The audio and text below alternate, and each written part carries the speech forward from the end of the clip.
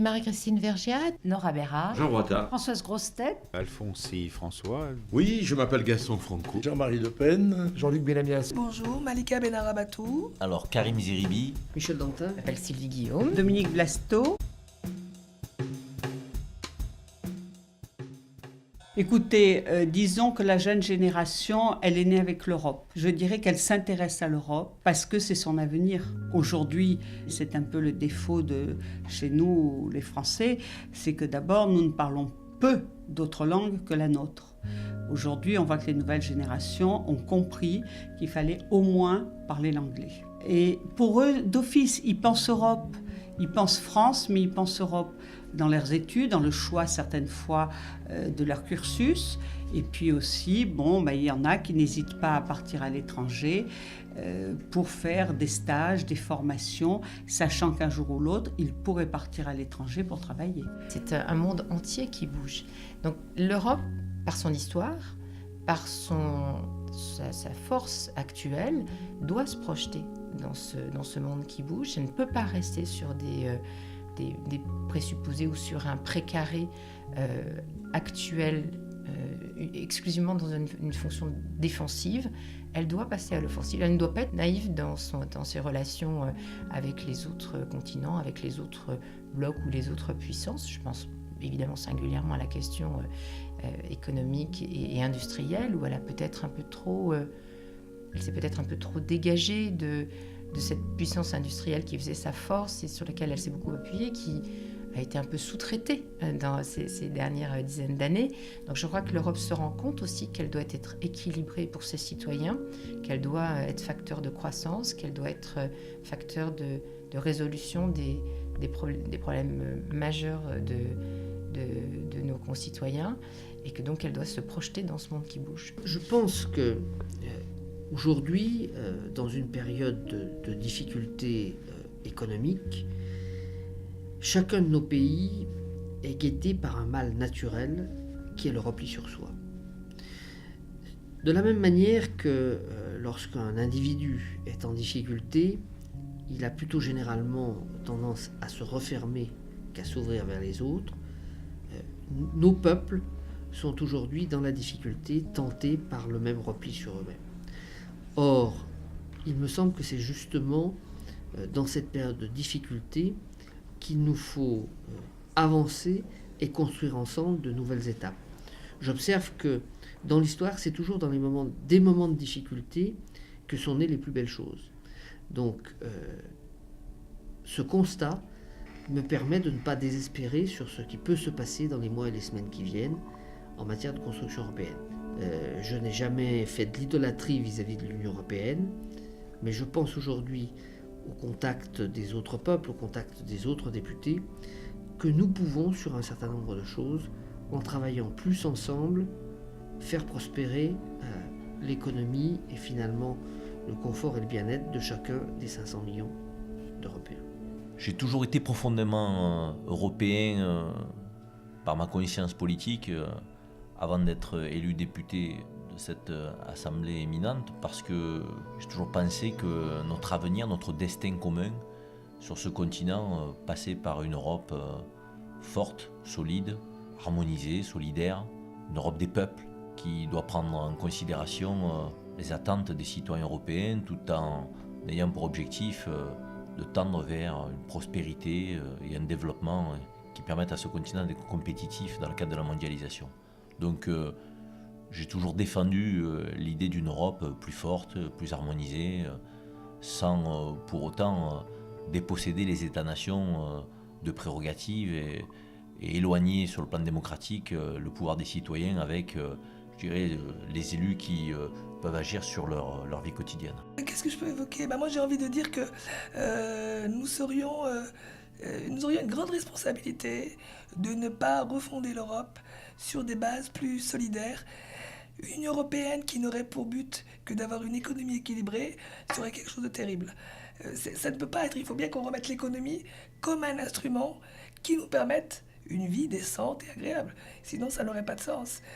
Et je pense que les politiques d'austérité telles qu'elles sont aujourd'hui ne sont pas le bon chemin. Parce que d'abord les citoyens ne le suivent pas, ils disent oui mais D'accord, on a une économie équilibrée, mais moi quoi? Qu'est-ce que je fais de ma vie?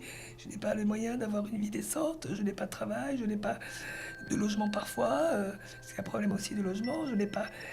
Donc remettre l'économie comme un instrument et remettre l'objectif principal de la politique, c'est-à-dire d'aller vers une vie bonne pour tous les citoyens. Oh, important. Important, j'ai toujours pensé que la construction européenne, l'Union européenne était quelque chose d'absolument indispensable face à la géopolitique mondiale. Hein. Je suis un adepte de la géopolitique, toutes les capacités diplomatiques, de compromis entre États, entre continents, et donc l'arrivée de grandes puissances comme la Chine, l'Inde, le Brésil, tout ça pousse de manière absolument démocratique à ce qu'on construise l'Union européenne avec non pas une forteresse, mais une instance suffisamment forte pour peser dans les politiques mondiales. Je pense que nous avons perdu 50 ans avec l'Union européenne. Il ne faudrait pas en perdre plus parce que les échéances qui se présentent à nos peuples sont des échéances mortelles. En acceptant des dizaines de millions d'immigrés, en nous exposant à la concurrence sans limite et sans contrôle de pays dont les coûts de production sont 10 fois moins élevés que les nôtres, nous nous condamnons à la désindustrialisation, puis au chômage donc, et progressivement à la ruine, voire, quand nous serons occupés majoritairement par d'autres peuples, à l'esclavage. Quand j'ouvre la télévision, c'est assez rare, mais le mercredi, et que je vois les questions d'actualité au gouvernement, au Parlement de la France, j'ai honte pour ma démocratie. Ça ressemble à rien. C'est hurlement chaque fois qu'un type de droite prend la parole, de la part de la majorité de gauche. La réciprocité, tout de suite après, quand un ministre du gouvernement actuel répond à des questions sous les huées de mes collègues, je trouve pas ça bien. Et je trouve que c'est pas une belle image que nous donnons de la démocratie. Que peu de gens doivent se reconnaître, se retrouver dans cette caricature de débat. Ce que j'aime ici, justement, c'est qu'il y a ce respect des idées des autres, cette volonté de faire un morceau de chemin ensemble pour arriver à conclure un accord sans que personne n'y perde son âme, mais en tout cas en ayant fait évoluer un texte. Et je trouve que c'est bien. Un député européen, c'est un parlementaire, c'est-à-dire que ça sert essentiellement à voter des lois, qui en Europe s'appellent des directives. Et ces directives portent sur les sujets dont l'Union européenne a la compétence par les traités, c'est-à-dire que chaque État, en signant les traités, a accordé à l'Union européenne des compétences qui ensuite se traduisent par des lois qui doivent être les mêmes dans tous les 27 pays d'Europe. Il faut qu'une directive européenne devienne une loi identique en Italie, en France, en Espagne, en Allemagne, etc. Et donc notre premier travail, c'est de voter sur ces lois. Et ces directives nous sont proposées par la Commission et en tant que parlementaire, on les amende, c'est-à-dire qu'on en modifie le contenu, on en modifie un certain nombre de dispositions jusqu'à arriver à un texte définitif et c'est ce texte-là qui sera ensuite appliqué à tous les citoyens européens. Vous savez, l'Europe paraît, pour les citoyens, l'Europe paraît loin. Elle paraît loin, ils ont l'impression que c'est une Europe très technocrate, etc. Alors il y a sans doute effectivement des améliorations à apporter, certainement, mais ce que je vis moi, à travers le travail que je fais dans mes propres commissions ici au Parlement, je me dis qu'on joue vraiment un rôle. D'abord, on peut être influent en étant simple député. Si on travaille, si on s'engage sur un certain nombre de sujets, on est influent. Donc ça, c'est déjà important. Et en plus, on traite de questions qui concernent la vie quotidienne de nos concitoyens, des Européens. Et il y a des progrès. On est en train de construire une Europe de la santé. Alors c'est vrai qu'on a des difficultés à un certain moment, mais petit à petit, on progresse. Et ce que je voudrais, c'est qu'aujourd'hui, où on voit tant de plans sociaux dans l'industrie, entre autres en France, ce que je voudrais, c'est qu'on arrive à avoir un jour une politique industrielle communautaire, comme on a eu une politique agricole commune. Oui, moi je crois que le côté social, on l'a négligé parce que nous avons tous peur. Et je dis nous, moi aussi, on est tous frileux là-dedans. Mais si on veut regarder l'avenir et la jeunesse, ce n'est pas uniquement rester les fesses sur une chaise et attendre. Il faut anticiper. Il faut anticiper le mouvement social qui va se faire parce qu'il y aura moins de travail. Le travail va se transformer complètement. Moi, qui m'occupe beaucoup d'énergie renouvelable, je peux vous dire qu'il y a un travail énorme à faire, que ça soit dans l'éolienne, l'hydraulique, le voltaïque. Vous avez une multitude de boulot pour les Européens dans les années à venir. Il faut anticiper. Alors, il ne faut pas être tributaire. Quand vous parlez de voltaïque, vous savez qu'il n'y a pas beaucoup d'usines en France ou en Allemagne, puisque même c'est les Allemands qui en fournissent le plus. On va les chercher où? En Chine. Là aussi il faudra ouvrir les yeux. Quand vous regardez ce qui se passe en Chine, parlons des droits de l'homme. Il ne faut pas dire à la Chine, de temps en temps, envoyer un message en disant « Vous ne respectez pas les droits de l'homme ». C'est les sanctions économiques qu'il faut. Eh bien, on ne vous achète plus les photovoltaïques parce que ce sont des enfants qui font, etc. Il faut prouver quelque chose. L'Europe ne pourra pas se maintenir si, dans cette cohésion, s'il y a une distorsion entre les pays. Alors, sociale, et sociale, c'est économique. Moi, je crois en la construction européenne. Et l'Union européenne est une nécessité aujourd'hui dans ce concert mondial. La mondialisation, c'est une course effrénée de mobilité, de biens, de personnes, des enjeux qui ont évolué avec des pays qui émergent, des puissances qui deviennent véritablement, qui s'affirment dans ce concert mondial.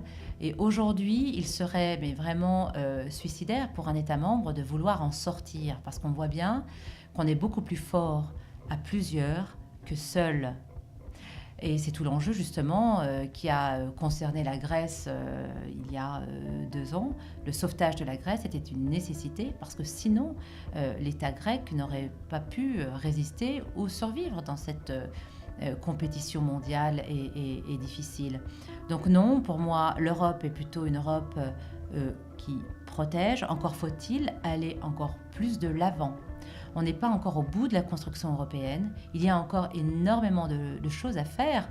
Savez-vous aujourd'hui que l'Union européenne est devenue un marché unique. Un marché unique qui représente 500 millions d'habitants, qui est le premier territoire exportateur au monde et le premier territoire importateur au monde. Ma réaction immédiate, ça a été heureusement que le ridicule ne tue pas. J'ai dit à l'époque, parce que j'ai été interviewée suite à ce communiqué à de nombreuses reprises, que si moi j'étais un représentant de l'Union européenne, j'aurais refusé ce prix Nobel de la paix. Pourquoi ? Parce que quand on lit bien le libellé de ce qu'ont dit ceux qui ont attribué ce Nobel, l'Union européenne n'est pas pour grand-chose dans ce qui lui est soi-disant reconnu.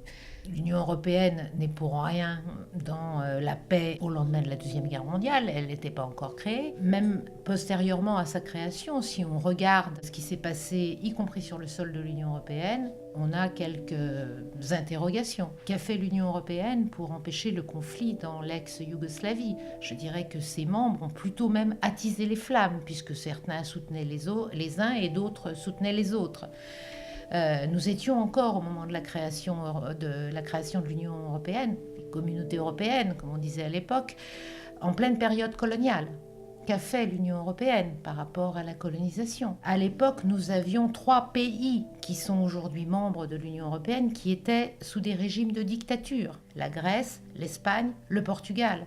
Qu'a fait l'Union européenne pour sortir les populations concernées de ces dictatures ? La réponse, c'est elle n'a rien fait. Elle a juste pris acte de ce qui s'est passé, comme elle l'a fait plus récemment, en Tunisie notamment. Nous n'avons pas entendu l'Union européenne jusqu'à la chute de M. Ben Ali. Il y a 2 choses qui m'ont interpellée sur ce prix Nobel de la paix. La première, c'est qu'on a une chance inouïe, c'est de vivre dans une Europe de paix. Et que c'est grâce à l'Europe, grâce à cette construction, qu'on est depuis 60 ans en paix. Mais en même temps, c'était aussi pour, à mon avis, interpeller l'Europe en disant « on est face à une crise et il faut plus de solidarité au niveau des États membres ». Et que ce qu'on a fait sur la paix, il faut qu'on le réussisse voyez, par rapport à cette crise économique et financière. Et que l'argent, la manipulation de l'argent, les paradis fiscaux, le fait de ne pas contrôler qu'il y a une inégalité, une injustice incroyable maintenant entre des gens au sein de notre propre pays et au sein en plus de l'Europe, eh bien ça ne peut pas amener à la construction d'une Europe qui au départ a entraîné la paix et maintenant qui entraîne un désaccord parce que c'est la finance qui prime sur l'humain. Et ce prix Nobel, vous voyez, par rapport à la paix, il est maintenant sur l'humain. Qu'est-ce que vous faites de l'humain dans ce monde qui est dominé par la finance ? Revenons à l'humain pour garder ce monde de paix.